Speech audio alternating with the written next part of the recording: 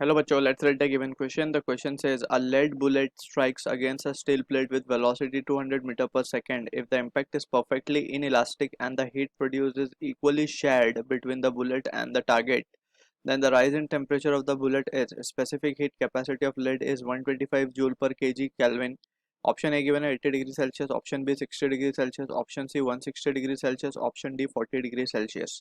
सो basically हमें basic understanding है कि किसी मटेरियल को अगर हीट करना हो, so what we can do is या तो हम हीट उसे डायरेक्ट दे सकते हैं बाय सम सोर्स, ठीक है, या हम क्या कर सकते हैं किसी फास्ट मूविंग ऑब्जेक्ट को उससे स्ट्राइक करा सकते हैं, तो उसकी kinetic energy will get converted into heat energy, ठीक है, या फिर किसी ऑब्जेक्ट को हम कुछ हाइट से ड्रॉप कर सकते हैं, बेसिकली उसकी पोटेंशियल एनर्जी काइनेटिक में बदलेगी और kinetic can finally turn into heat energy. So different ways हैं.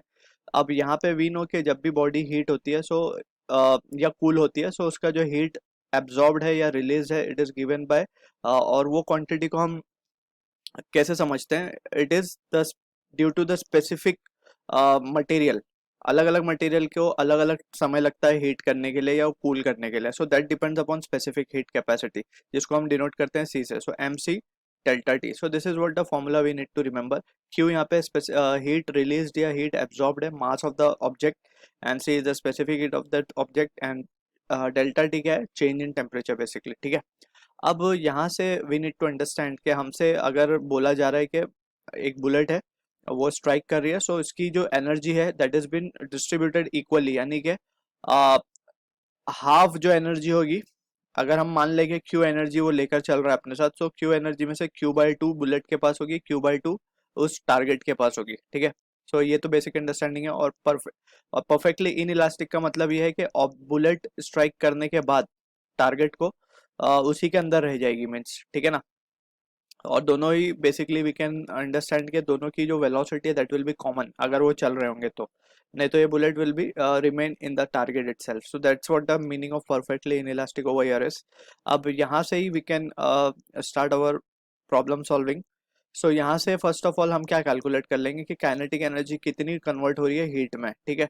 सो kinetic energy will be getting converted into heat and that will be equals to half m v square, ठीक है.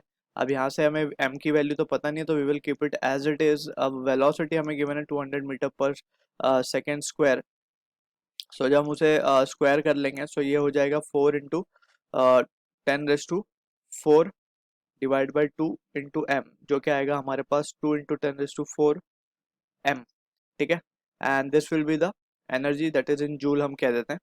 अब ये energy जो है हमारे को सिर्फ फाइंड क्या करना है, we are interested in finding rise in temperature of the bullet. सिर्फ बुलेट की बात हो रही है और बुलेट के पास एनर्जी कितनी जा रही है. सो एनर्जी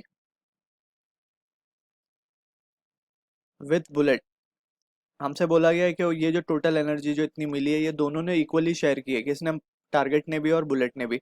सो इसके पास जो एनर्जी जारी होगी वो होगी Q dash, and that will be equals to Q/2, and that will be equals to mass of bullet, specific heat capacity of bullet, and rise in temperature, ठीक है.